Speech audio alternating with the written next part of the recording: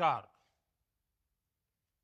हम सभी ने बीते दिनों में देश का सामर्थ्य और उसका संयम दोनों देखा है। मैं सबसे पहले भारत की पराक्रमी सेनाओं को, सशस्त्र बलों को, हमारी खुफिया एजेंसियों को, हमारे वैज्ञानिकों को, हर भारतवासी की तरफ से सैल्यूट करता हूं। हमारे वीर सैनिकों ने ऑपरेशन सिंदूर के लक्ष्यों की प्राप्ति के लिए असीम शौर्य का प्रदर्शन किया। मैं उनकी वीरता को, उनके साहस को, उनके पराक्रम को आज समर्पित करता हूं हमारे देश की हर माता को, देश की हर बहन को और देश की हर बेटी को ये पराक्रम समर्पित करता हूं। साथियों, 22 अप्रैल को पहलगाम में आतंकवादियों ने जो बर्बरता दिखाई थी, उसने देश और दुनिया को झकझोर दिया था। छुट्टियां मना रहे निर्दोष मासूम नागरिकों को धर्म पूछकर उनके परिवार के सामने, उनके बच्चों के सामने बेरहमी से मार डालना, यह आतंक का बहुत बीभत्स चेहरा था, क्रूरता थी। ये देश के सद्भाव को तोड़ने की घिनौनी कोशिश भी थी। मेरे लिए व्यक्तिगत रूप से ये पीड़ा बहुत बड़ी थी। इस आतंकी हमले के बाद सारा राष्ट्र, हर नागरिक, हर समाज, हर वर्ग, हर राजनीतिक दल एक स्वर में आतंक के खिलाफ कड़ी कार्रवाई के लिए उठ खड़ा हुआ। हमने आतंकवादियों को मिट्टी में मिलाने के लिए भारत की सेनाओं को पूरी छूट दे दी और आज हर आतंकी, आतंक का हर संगठन जान चुका है कि हमारी बहनों बेटियों के माथे से सिंदूर हटाने का अंजाम क्या होता है। साथियों, ऑपरेशन सिंदूर ये सिर्फ नाम नहीं है,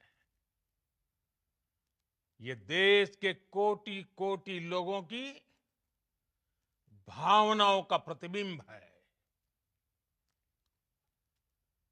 ऑपरेशन सिंदूर न्याय की अखंड प्रतिज्ञा है।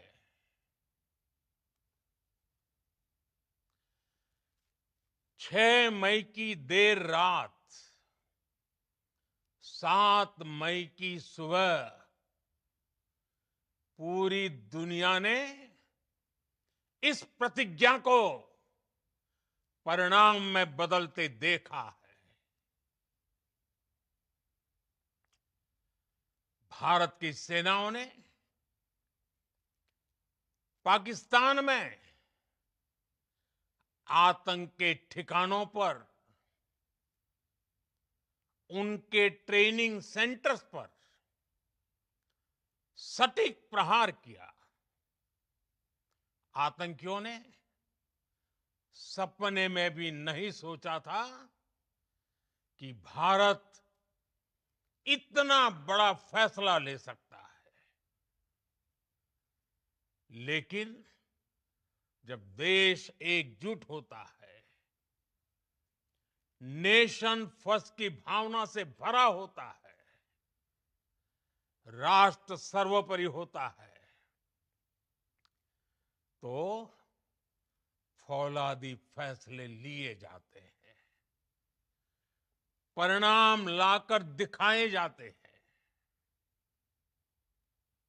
जब पाकिस्तान में आतंक के अड्डों पर भारत की मिसाइलों ने हमला बोला, भारत के ड्रोन्स ने हमला बोला, तो आतंकी संगठनों की इमारतें नहीं, बल्कि उनका हौसला भी थर्रा गया। बहावलपुर और मुरिद के जैसे आतंकी ठिकाने एक प्रकार से ग्लोबल टेररिज्म की यूनिवर्सिटीज रही है। दुनिया में कहीं पर भी जो बड़े आतंकी हमले हुए हैं, चाहे 9/11 हो, चाहे लंदन ट्यूब बॉम्बिंग हो, या भारत में दशकों से जो बड़े बड़े आतंकी हमले हुए हैं, उन सब के तार कहीं ना कहीं आतंक के इन्हीं ठिकानों से जुड़ते रहे हैं। आतंकियों ने हमारी बहनों का सिंदूर उजाड़ा था, इसलिए भारत ने आतंक के ये हेडक्वार्टर्स उजाड़ दिए। भारत के इन हमलों में 100 से अधिक खूंखार आतंकवादियों को मौत के घाट उतारा गया है। आतंक के बहुत सारे आका बीते 2.5-3 दशकों से खुलेआम पाकिस्तान में घूम रहे थे, जो भारत के खिलाफ साजिशें करते थे। उन्हें भारत ने एक झटके में खत्म कर दिया। साथियों, भारत की इस कार्रवाई से पाकिस्तान घोर निराशा में गिर गया था, हताशा में गिर गया था, बौखला गया था। और इसी बौखलाहट में उसने एक और दुस्साहस किया। आतंक पर भारत की कार्रवाई का साथ देने के बजाय पाकिस्तान ने भारत पर ही हमला करना शुरू कर दिया। पाकिस्तान ने हमारे स्कूलों, कॉलेजों को, गुरुद्वारों को, मंदिरों को, सामान्य नागरिकों के घरों को निशाना बनाया। पाकिस्तान ने हमारे सैन्य ठिकानों को निशाना बनाया। लेकिन इसमें भी पाकिस्तान खुद बेनकाब हो गया। दुनिया ने देखा कि कैसे पाकिस्तान के ड्रोन्स, पाकिस्तान की मिसाइलें भारत के सामने तिनके की तरह बिखर गई। भारत के सशक्त एयर डिफेंस सिस्टम ने उन्हें आसमान में ही नष्ट कर दिया। पाकिस्तान की तैयारी सीमा पर वार की थी, लेकिन भारत ने पाकिस्तान के सीने पर वार कर दिया। भारत के ड्रोन्स, भारत की मिसाइलों ने सटीकता के साथ हमला किया। पाकिस्तानी वायुसेना के उन एयरबेस को नुकसान पहुंचाया, जिस पर पाकिस्तान को बहुत घमंड था। भारत ने पहले 3 दिनों में ही पाकिस्तान को इतना तबाह कर दिया जिसका उसे अंदाजा भी नहीं था। इसलिए भारत की आक्रामक कार्रवाई के बाद पाकिस्तान बचने के रास्ते खोजने लगा। पाकिस्तान दुनिया भर में तनाव कम करने के लिए गुहार लगा रहा था, और बुरी तरह पीटने के बाद इसी मजबूरी में 10 मई की दोपहर को पाकिस्तानी सेना ने हमारे डीजीएमओ को संपर्क किया। तब तक हम आतंकवाद के इंफ्रास्ट्रक्चर को बड़े पैमाने पर तबाह कर चुके थे। आतंकियों को मौत के घाट उतार दिया गया था। पाकिस्तान के सीने में बसाए गए आतंक के अड्डों को हमने खंडहर बना दिया था। इसलिए जब पाकिस्तान की तरफ से गुहार लगाई गई, पाकिस्तान की तरफ से जब ये कहा गया कि उसकी ओर से आगे कोई आतंकी गतिविधि और सैन्य दुस्साहस नहीं दिखाया जाएगा, तो भारत ने भी उस पर विचार किया। और मैं फिर दोहरा रहा हूं, हमने पाकिस्तान के आतंकी और सैन्य ठिकानों पर अपनी जवाबी कार्रवाई को अभी सिर्फ स्थगित किया है। आने वाले दिनों में हम पाकिस्तान के हर कदम को इस कसौटी पर मापेंगे कि वो क्या रवैया अपनाता है। साथियों, भारत की तीनों सेनाएं, हमारी एयरफोर्स, हमारी आर्मी और हमारी नेवी, हमारी border security force BSF, Bharat के अर्धसैनिक बल लगातार अलर्ट पर है। सर्जिकल स्ट्राइक और एयर स्ट्राइक के बाद अब ऑपरेशन सिंदूर आतंक के खिलाफ भारत की नीति है। ऑपरेशन सिंदूर ने आतंक के खिलाफ लड़ाई में एक नई लकीर खींच दी है, एक नया पैमाना, न्यू नॉर्मल तय कर दिया है। पहला, भारत पर आतंकी हमला हुआ तो मुंह तोड़ जवाब दिया जाएगा। हम अपने तरीके से, अपनी शर्तों पर जवाब देकर रहेंगे। हर उस जगह जाकर कठोर कार्रवाई करेंगे जहां से आतंक की जड़ें निकलती हैं। दूसरा, कोई भी न्यूक्लियर ब्लैकमेल भारत नहीं सहेगा। न्यूक्लियर ब्लैकमेल की आड़ में पनप रहे आतंकी ठिकानों पर भारत सटीक और निर्णायक प्रहार करेगा। तीसरा, हम आतंक की सरपरस्त सरकार और आतंक के आकाओं को अलग अलग नहीं देखेंगे। ऑपरेशन सिंदूर के दौरान दुनिया ने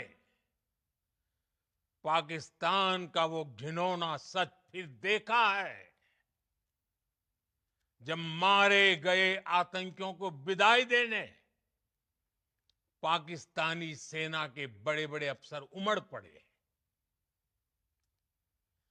स्टेट स्पॉन्सर्ड टेररिज्म का ये बहुत बड़ा सबूत है।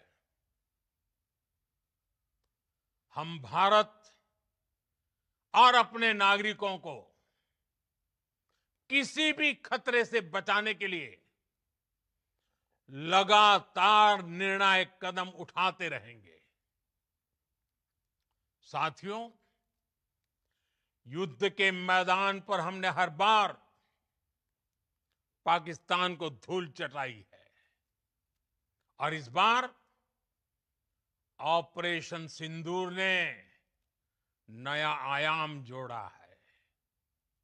हमने रेगिस्तानों और पहाड़ों में अपनी क्षमता का शानदार प्रदर्शन किया और साथ ही न्यू एज वॉरफेयर में भी अपनी श्रेष्ठता सिद्ध की। इस ऑपरेशन के दौरान हमारे मेड इन इंडिया हथियारों की प्रामाणिकता सिद्ध हुई। आज दुनिया देख रही है 21वीं सदी के वॉरफेयर में made in India defence equipments, इसका समय आ चुका है। साथियों, हर प्रकार के आतंकवाद के खिलाफ हम सभी का एकजुट रहना हमारी एकता, हमारी सबसे बड़ी शक्ति है। निश्चित तौर पर ये युग युद्ध का नहीं है, लेकिन ये युग आतंकवाद का भी नहीं है। टेररिज्म के खिलाफ जीरो टॉलरेंस, ये एक बेहतर दुनिया की गारंटी है। साथियों, पाकिस्तानी फौज, पाकिस्तान की सरकार जिस तरह आतंकवाद को खाद पानी दे रहे हैं, वो एक दिन पाकिस्तान को ही समाप्त कर देगा। पाकिस्तान को अगर बचना है तो उसे अपने टेरर इंफ्रास्ट्रक्चर का सफाया करना ही होगा। इसके अलावा शांति का कोई रास्ता नहीं है। भारत का मत एकदम स्पष्ट है। टेरर और टॉक एक साथ नहीं हो सकते। टेरर और ट्रेड एक साथ नहीं चल सकते और पानी और खून भी एक साथ नहीं बह सकता। मैं आज विश्व समुदाय को भी कहूंगा, हमारी घोषित नीति रही है अगर पाकिस्तान से बात होगी तो टेररिज्म पर ही होगी। अगर पाकिस्तान से बात होगी तो पाक ऑक्युपाइड कश्मीर पीओके उस पर ही होगी। प्रिय देशवासियों, आज बुद्ध पूर्णिमा है। भगवान बुद्ध ने हमें शांति का रास्ता दिखाया है। शांति का मार्ग भी शक्ति से होकर जाता है। मानवता शांति और समृद्धि की तरफ बढ़े,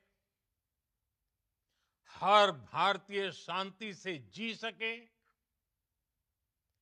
विकसित भारत के सपने को पूरा कर सके, इसके लिए भारत का शक्तिशाली होना बहुत जरूरी है। और आवश्यकता पड़ने पर इस शक्ति का इस्तेमाल भी जरूरी है। और पिछले कुछ दिनों में भारत ने यही किया है।